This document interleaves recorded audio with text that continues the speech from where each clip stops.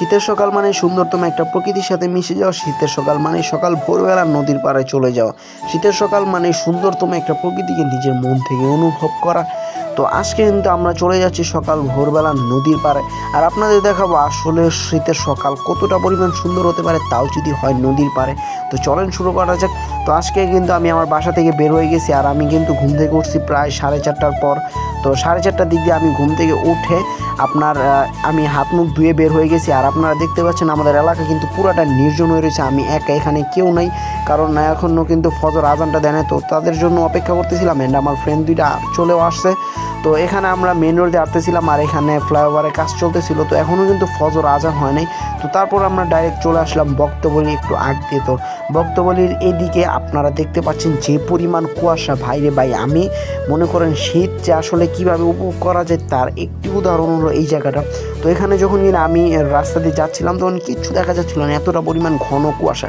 তো যখন কিনা আমি বালুর মাঠে চলে আসলাম কুয়াশা দেখতে, এত পরিমাণে সুন্দর লাগতেছিল এই জায়গাটা, কারণ পুরা জায়গাটাই কিন্তু কুয়াশাচ্ছন্ন ছিল। অ্যান্ড এখান দিয়ে আপনারা দেখতে পাচ্ছেন পুরাটাই মানে কুয়াশা। আমি যখন কিনা কুয়াশার মধ্যে গেছিলাম তখন আমাকেও প্রায় ক্লিয়ারভাবে দেখা যাচ্ছিল না, এত পরিমাণে কুয়াশা, সেরকম লাগলো জায়গাটা। আর ওখান থেকে আমরা আরেকটু সামনেই হাইটে চলে আসলাম আপনার বক্তবলী ফেরিঘাট। আর আমরা কিন্তু অলরেডি ফেরিতে উঠে গেছি, আর ফেরিও ছেড়ে দিছে। তো আপনারা দেখতে পাচ্ছেন যে ফেরি কিন্তু ছেড়ে দিছে। আর এইটাও হলো আপনার বক্তবলী নদীর বর্তমান সৌন্দর্য। তো এটা অনেক বেশি অ্যাট্রাকটিভ, অনেক সুন্দর লাগতেছিল জায়গাটা, কারণ আপনার চারপাশে কুয়াশা, এক পাশে নদী, আর আমরা আছি ফেরি। তো আমরা যখন কিনা কুয়াশাটাকে ভেদ করে নদীর মাঝখান দিয়ে চলে যাচ্ছিলাম ওপার, তখন জায়গাটা এত পরিমাণে সুন্দর লাগতেছিল। আর নিজের মন থেকে কিন্তু অনেক সুন্দর ফিল করা যাচ্ছিল এই ওয়েদারটা, এবং এই ভিউটা কিন্তু মারাত্মক। আপনারা যদি সামনাসামনি দেখেন তাহলে আপনারা আসলে বুঝতে পারবেন যে এটা কত পরিমাণ অ্যাট্রাকটিভ, কত সুন্দর লাগতেছিল জায়গাটা। তো আমরা দেখতে দেখতে কিন্তু প্রায় নদীর পাড়ে চলে আসলাম।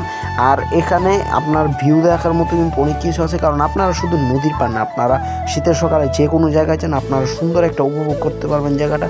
তো তারপর আমরা নদীর এপার চলে আসলাম, আর আপনারা অলরেডি দেখতে পাচ্ছেন যে এখানে কিন্তু মানুষজন কমে। আর এখানে আমরা চলে আসলাম, অনেক ক্ষুধা লাগছিল, যার জন্য আমরা সবাই এখান থেকে পরোটা খেয়ে নিলাম, 2টা পরোটা আর একটা আপনার তন্দুর রুটি আর 10 টাকা ডালবাজি।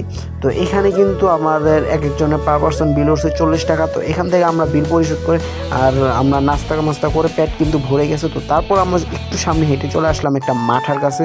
তো এখানে কিন্তু মাঠাটা আপনার একটু দেখতে ভালোই লাগতেছিল, যার জন্য আমরা খেয়ে নিলাম। তবে আলদির মাঠার সাথে তো আর কম্বিনেশন হয় না। তো তারপর আমরা ট্রাই করলাম, দেখি কেমন। তো এখানে আমরা মাঠা নিয়ে নিলাম, আর মাঠার প্রাইস হলো মাত্র 20 টাকা। তো 20 টাকা করে আমরা সবাই খাচ্ছিলাম। আর মাঠাটা কিন্তু আপনার টেস্ট আহামরি না, অতটা ভালো না, খারাপও না, তবে একটু চুকা যেহেতু এগুলো আলদির মাঠা তো একটু মানে মজার কোনো শেষ নেই। তো এটা তো আর তেমন মজা হবে না, তারপর এটা কিন্তু আহামরি মজা ছিল না। তো যাই হোক, ওখান থেকে খেয়ে চলে আসলাম। আর আমরা কিন্তু তারপর আবার চলে আসলাম বক্তবলী ফেরিঘাটের এখানে। তো এখন পর্যন্ত কিন্তু এখানে কুয়াশা, আপনারা যদি দেখেন জাস্ট এখনও এখানে কুয়াশা ছাড়া কিন্তু কোনো কিছু দেখা যাচ্ছে না, এত পরিমাণে ঘন কুয়াশা রয়েছে আজকে সারাটা দিন। তো আমরা ওখান থেকে আপনার ডাইরেক্ট চলে যাচ্ছি সামনে।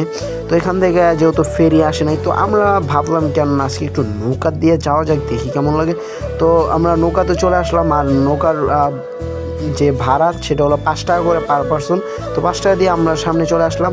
আর এখানে কিন্তু রোডটা উঠছে, দেখতে কিন্তু অনেক ভালো লাগতেছিল, অনেক সুন্দর লাগতেছে। আর আমরা এখানে আপনার যে আমরা নৌকা আমাদের জন্য চলে আসছে, অ্যান্ড ওইখান থেকে সবাই নামতেছে, আর আমরাও কিন্তু চলে গেলাম নৌকার ভিতরে। তো এখানে আমরা ডাইরেক্ট একদম সামনে বসে পড়লাম। তো এখানে আমি যখন কিনা সামনে বসলাম, আর এখান থেকে আমি যখন কিনা রোডটাকে এবং নদীটাকে উপভোগ করতেছিলাম, তখন মারাত্মক সুন্দর লাগতেছিল ভাই, বিশ্বাস করেন। এটা অনেক সুন্দর একটা ওয়েদার ছিল। তো আপনারাও চাইলে এইভাবে নদীকে উপভোগ করতে পারেন। আর সবাই ভালো থাকবেন, কথা হবে নেক্সট ভিডিওতে। তো আমার কিন্তু ব্লগটি আজকে প্রায় এখানেই শেষ করতেছি। আর আমি কিন্তু আমার ব্লগিং জগতে নতুন, তো অবশ্যই আমার পেজটাকে ফলো করে রাখবেন। তো ভালো থাকবেন সবাই, কথা হবে নেক্সট ভিডিওতে।